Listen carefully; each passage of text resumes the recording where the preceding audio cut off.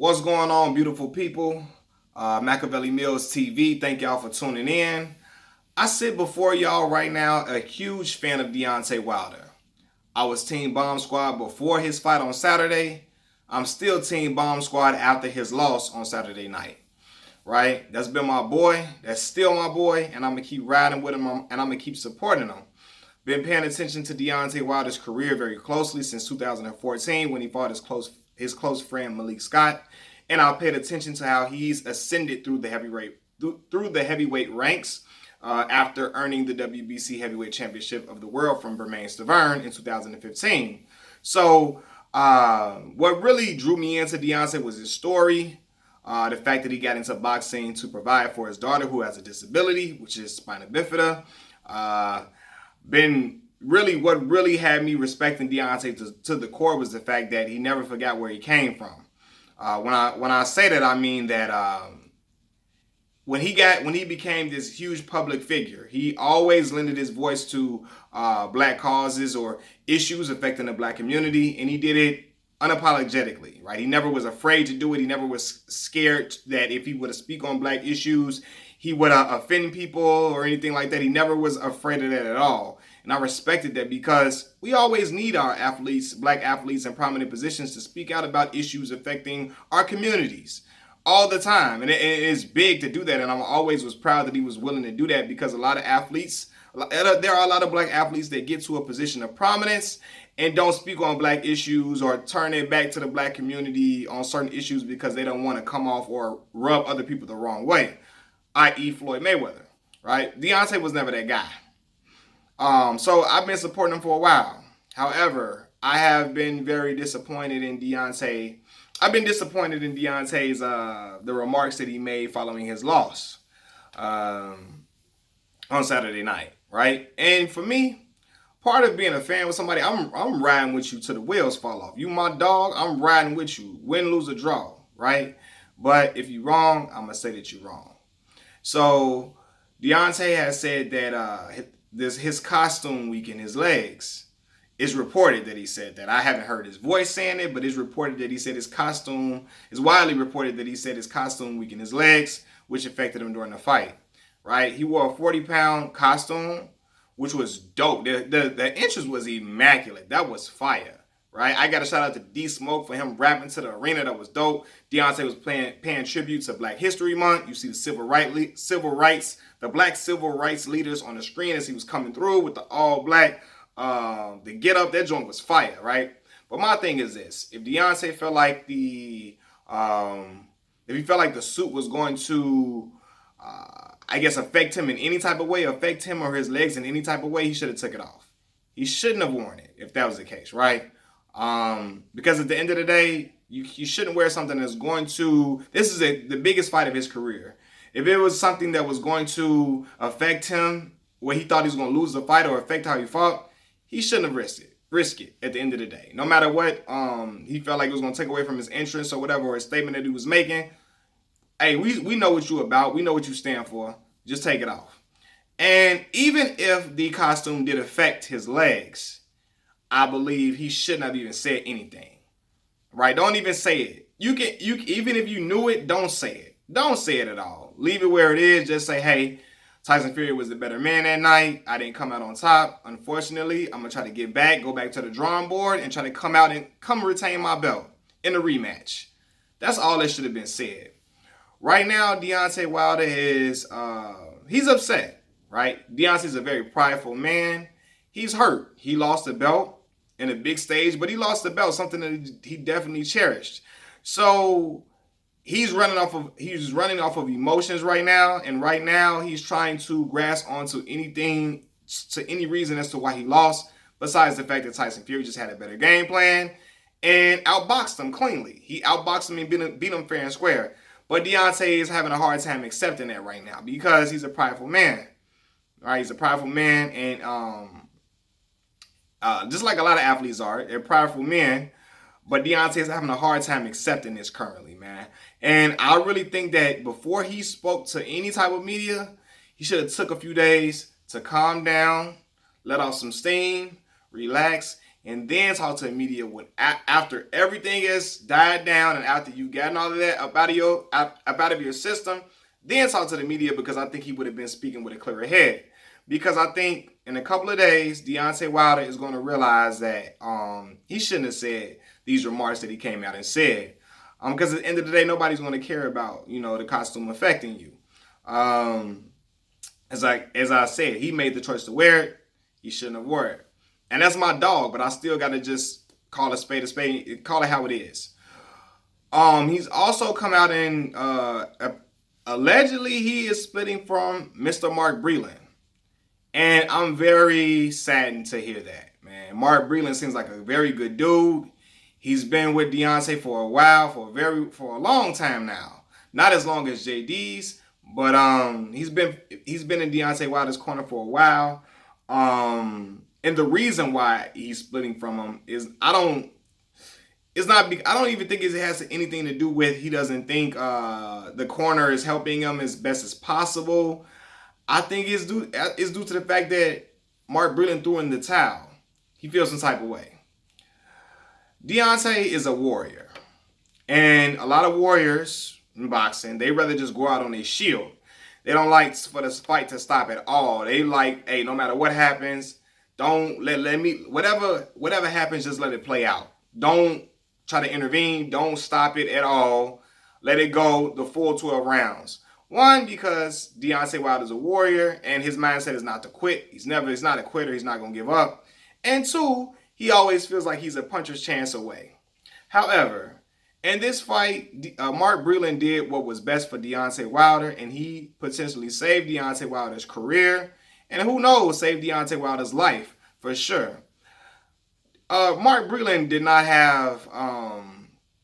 he cannot afford to let Deontay Wilder keep going through them rounds like that. It was 4 deaths in boxing last year. A huge, that's a big number. 4 deaths in boxing, that is incredibly huge. We don't need no more. Deontay Wilder has 8 children. He has a fiance. He has family that he provides for and takes care of. A lot of people that he is taking care of all the time. We can't lose that, brother. Mark Breland cares about Deontay. He don't want to lose Deontay in a match where he can easily no. We can come back and fight another day. Mark Breland made the best decision for Deontay Wilder's health. But Deontay not seeing it like that right now. He's upset. So he feeling like, man, you supposed to let me go out on my shield. Just let me go out and play out whatever happened. And no, that ain't how that's not a good trainer is not going to do that. A good cornerman, they not going to do you like that. They going to make the decision for you because the fighter is, most of the time, the fighter is never going to say that they can't go no more, most of the time. If they, in the way Deontay is wired, he's not going to say that. So Mark Breland did the best thing for him. Mark didn't mean no harm at all. Mark didn't mean any harm. He was just looking out for his best interest. And I think Deontay's going to realize that. He's going to realize that, I hope that he realizes that. That Mark has his best interest at heart. Mark is a former Olympic gold medalist, a former welterweight champion of the world. He knows what he sees. As a fighter, he knows when his fighter is out of there. Deontay was taking too many hits. A couple of more hits could have been, who knows, could have affected his career going forward. The man is 34 years old. He still got a career ahead of him. He still got, a chance to come back from this. Go back to the drawing board, try to come up with a different game plan and try to improve on some things to get better. But he still got fights ahead of him. Mark Breland like, no, I can't let you go out here and get beat and pummeled like this. It got to stop. And I hope that Deontay realizes that Mark just had his best interests at heart, man. So I don't like, Mark Breland being thrown under the bus like that. I don't like that. I think Mark's a good dude from what I see. And I don't think that, and Deontay was also saying that he felt like, I heard, this is what else was said. Deontay felt like Anthony Durrell was some influence, and Mark Breland was influenced by Anthony Durrell, who trains in the Kronk Gym, who trains in the Kronk Gym. Tyson Fury went to the Kronk Gym under what is my man named Sugar Hill to get trained for better offense for this fight. So he thinking that Anthony Durrell is looking out for the people at the Kronk Gym by telling Mark Breland, hey, throw in the towel, throw in the towel, throw in the towel. That's questioning Anthony Durrell's integrity, and I think Anthony Durrell is much better than that. Anthony Durrell has been a supporter of Deontay Wilder for a very long time. He's been in the comment sections of Deontay's Instagram. I follow Deontay on Instagram, telling him, hey, I'm gonna be at your I'm gonna be there at the Luis Ortiz fight, supporting Deontay for a while. So I don't think Anthony Durrell was trying to look out for the people at the Kronk gym to tell him to throw in the towel. If he even told Mark Breland that, to throw in the towel. I don't think he was trying to look out for people at the Kronk gym and help them out. Like, no. If anything, he more loyal to his countryman, Deontay Wilder. I just think if he did told Mark to throw in the towel, he saw what Mark saw and what I saw. Deontay was out on his legs for several rounds. After that third round, after he got hit in that ear and that blood was leaking from his ear, it was like, he was looking woozy on his legs. He never had his bearings underneath him from that point on. He didn't have his bearings underneath him to the point where he was trying to throw punches, but the punches had nothing on them. They did not have that same snap on them that we used to seeing from Deontay Wilder. So it was not going to do anything to Tyson Fury at all. And he was just trying to survive. He was in survival mode. That's it. That's all. And I also heard that he may have been criticizing Kenny Bayless, and I don't think there's no reason to criticize. I don't know if that's true, but if anything, Kenny actually deducted a point from Tyson Fury, which was in the benefit of Deontay Wilder, truthfully. So Deontay, my man, that's my dog. That's still my boy. It's not a Deontay bashing video. I am a huge fan of Deontay, but I'm being objective here, and I think that Deontay is in the wrong for this. I think that I hope that he realizes that, hey, this isn't the thing he should have said, and I hope that he can reconcile with Mark Breland as well. I really do. And again, even if the costume has some effect on him, Deontay shouldn't have said it. He shouldn't have brought it up and just should have said, hey, you know what? I want the rematch. We're going to go back to the drawing board. Tyson Fury was the better man that night.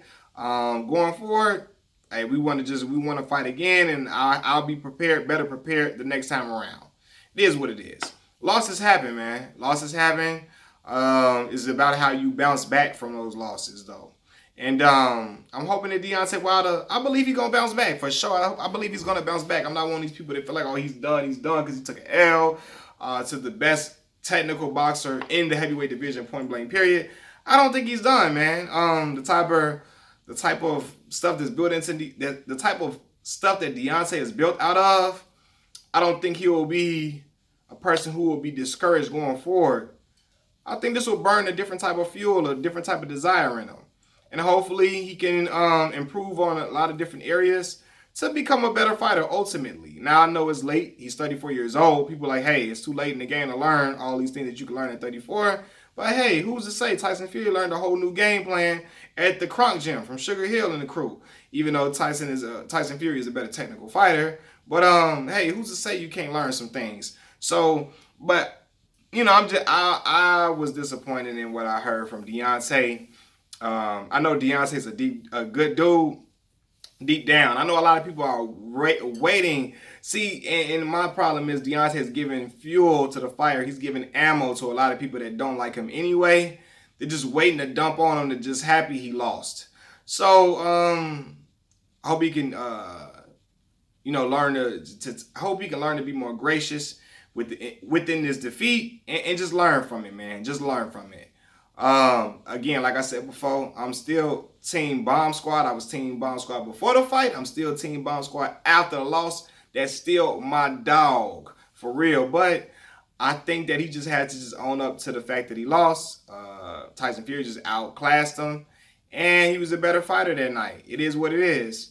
But I don't like the whole thing about him using the costume as an excuse or splitting from Mark Breland, being upset with Mark Breland, man. Mark just trying to look out for his well-being. And that's what somebody does when they love you, man. Again, JD's is also saying that he didn't agree with the throwing in the towel, but I think Jay has to realize, man, it's not a video game, man. It's not fight night. Things can happen in a very bad way. Things can go bad very quickly. We've seen these things happen in boxing over and over again for several years. So we don't want nothing to happen to the Bronze Bomber, man. We want him to come out and be in better condition and keep going, man. I've seen a lot of people had a problem with, that's what he give a plan, racist, bro, stop. Y'all gotta stop. Every time a black person try to celebrate being black or celebrate black, he can celebrate Black History Month. Like, it's a problem. It's a lot of people too. People of the majority uh, ethnicity in America. It's a lot of people that feel like and it's a lot of people that in other countries that feel like that's racist, right? People of the majority ethnicity in America, and then people that people outside of the black community in general, they feel like always racist if you celebrate Black History Month and so on and so forth. Like, stop it, fam. Stop it. Because and they're like, oh, they was using the word black in every other line, that's racist. Fam, if somebody was rapping a song using the word Mexican in every other line, it is what it is. We ain't gonna feel no type of way. Celebrate your people. It is what it is, man. But I just want Deontay to take this loss better, and he's having a hard time dealing with it. He's having a hard time accepting that he lost, and I hope that he can accept that he lost better and bounce back, man. Machiavelli Mills TV, Deontay Wilder fan. That's still my boy, but I hope he, takes it better. Peace.